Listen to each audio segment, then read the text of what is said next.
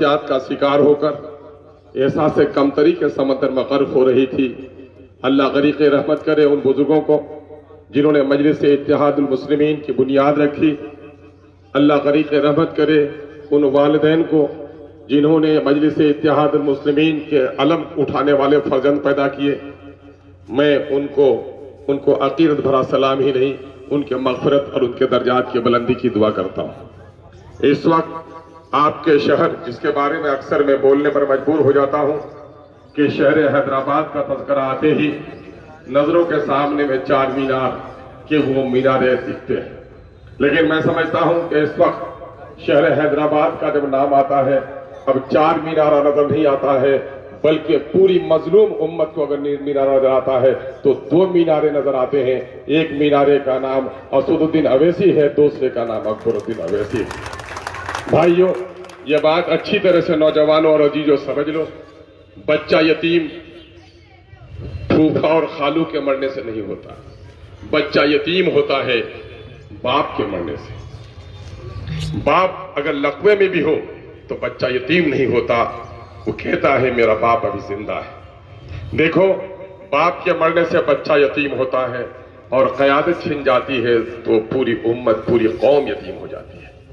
اس وقت پورے ملک اور پورے وطن عزیز میں اگر ملت کو قیادت بخشنے کا کام کسی نے کیا ہے تو سرزمین دلی نے نہیں بلکہ حیدرآباد نے کیا ہے۔ ہمارے عزیز عادل حسن ایڈوکیٹ اکثر یہ کہتے ہیں ملک کا دارالسلطنت تو دلی ہے لیکن مظلوموں کا دارالسلطنت کا نام حیدرآباد ہے۔ اس لیے کہ جب بھی کہیں کسی کی عزت ٹوٹے، کسی کی آبرو چھینے، کسی نوجوان کا بے ایمانہ قتل ہو یا کسی کی دکان لوٹے، وہ مظلوم اگر دیکھتا ہے تو دلی کی طرف نہیں دیکھتا، وہ مظلوم اگر دیکھتا ہے تو حیدرآباد کی طرف دیکھتا ہے کہ میری حمایت میں انصاف کی آواز کہاں سے اٹھتی ہے۔ میرے بھائیوں، وہ مقام آپ کو ملا ہے، اس مقام کی قدر و منزلت کا سبق میں آپ کو نہیں پڑھا سکتا، لیکن کچھ اندیشے ہیں جس سے میں باخبر کرنا ضروری سمجھتا ہوں۔ چور چراغ کا دشمن ہوتا ہے، ایک بستی میں چراغ جلے تو دوسری بستی کا رخ کر لیتا ہے، لیکن جب چراغ بستی بستی جلنے لگے تو پھر چور بستیوں کا نہیں بلکہ چراغ جلانے والوں کا دشمن ہو جاتا ہے۔ ایک زمانہ تھا کہ صرف حیدرآباد میں چراغ روشن تھا تو ان کو پریشانی نہیں تھی، لیکن یہ چراغ تو اب مہاراشٹر میں بھی روشن ہو گیا۔ اس چراغ کی روشنی یو پی بھی پہنچنے لگی، بنگال کے اندھیرے کو بھی انتظار ہے، اور بہار میں تو اس علاقے میں جہاں گھٹا ٹوپ اندھیرا تھا، جہاں تاریکی کا ڈیرا تھا، وہاں یہ چراغ ایسا روشن ہوا ہے، ایسا روشن ہوا ہے کہ سیمانچل نے پورے بہار کو روشنی بخش دی ہے۔ ان لوگوں کو بڑی پریشانی ہو گئی ہے کہ قیادت کی اونچی کرسی پہ تو نہیں بیٹھا ہے، دلی کی سلطنت پر تو نہیں بیٹھا ہے، لیکن مظلوموں کے، اقلیتوں اور دلتوں کے دل پہ اس شخص نے اپنا مقام حاصل کر لیا ہے۔ یہی وجہ ہے کہ دلی سے کرسی کے سوداگر اور گجرات سے نفرت کے سوداگروں نے آپ کی بستی میں ناپاک قدم بڑھانے کی ایک ناپاک کوشش کی ہے۔ آپ کو ہوشیار اور خبردار ہونے کی ضرورت ہے۔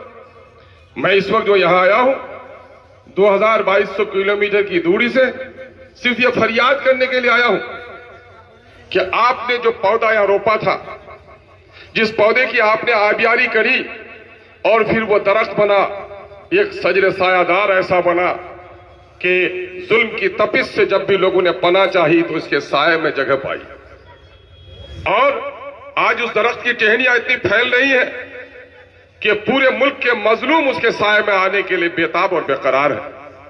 حیدرآباد کے مکینوں، یہ بڑی ذمہ داری ہے آپ کی۔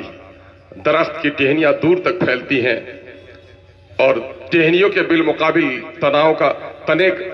تن کا گھیرا کم ہوتا ہے، لیکن اس کی جڑیں نیچے پھیلی ہوئی رہتی ہیں، اور درخت جس زمین پہ کھڑا رہتا ہے وہ زمین اگر مضبوط ہو، اس کے جڑوں کی اگر آبیاری کی جائے تو وہ درخت آندھیوں کا مقابلہ کرنے میں کامیاب رہتا ہے۔ اس وقت ایک تیز آندھی جو نفرت کی، ظلم کی، عداوت کی پھیلائی جا رہی ہے، یہ آپ کے لیے آزمائش اور امتحان کا وقت ہے۔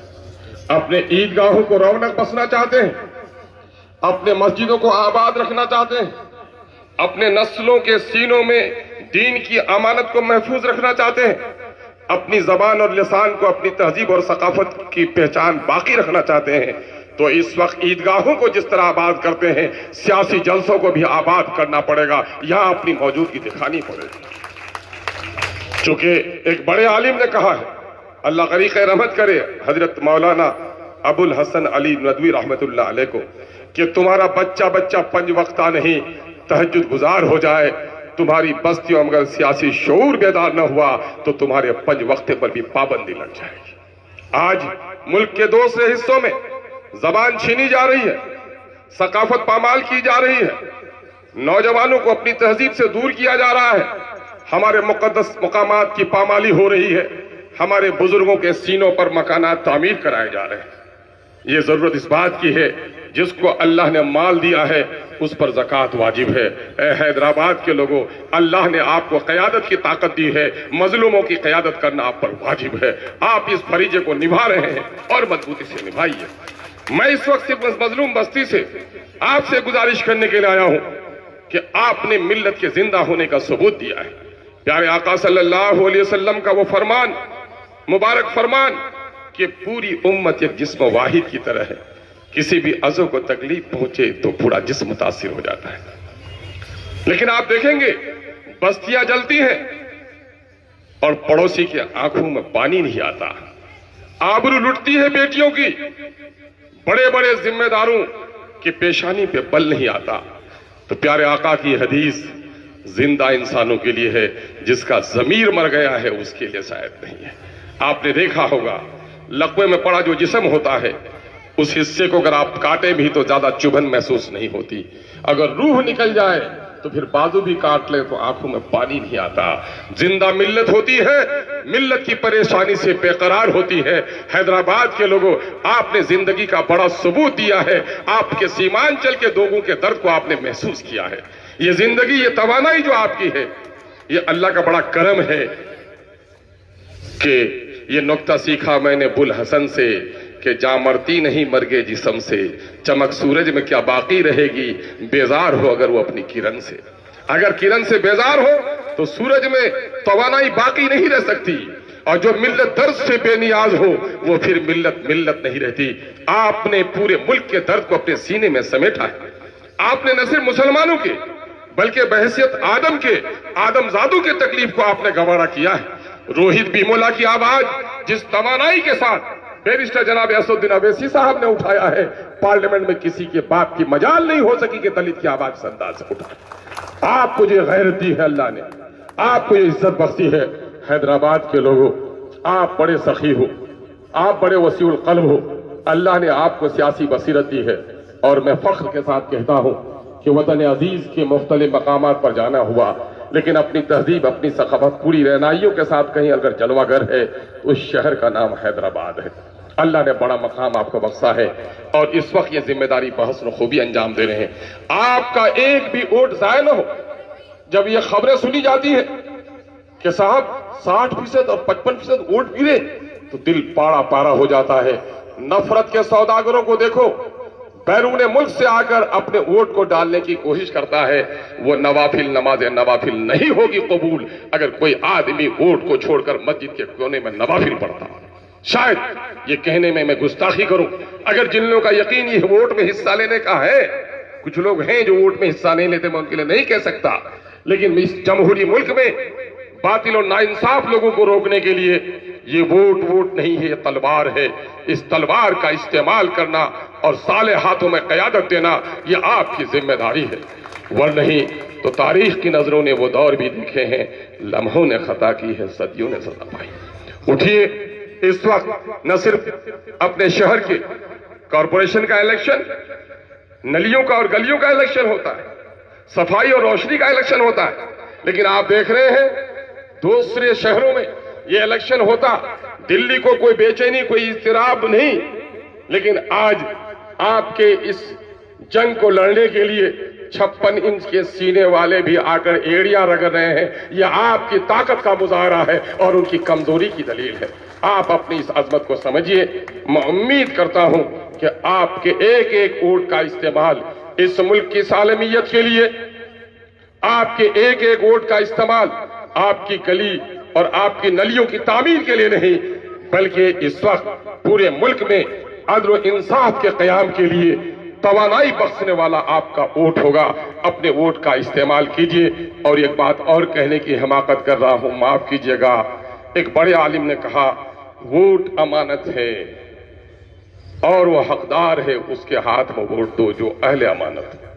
ووٹ وکالت ہے کہ جو جن کو درست سمجھو اس کے لیے وکالت کرو، اور ووٹ شہادت بھی ہے کہ اللہ کے ہاں کل جواب دینا ہوگا کہ کسی باطل کے ہاتھ میں تلوار دے کر تم نے سماج میں ظلم کا اضافہ تو نہیں کیا۔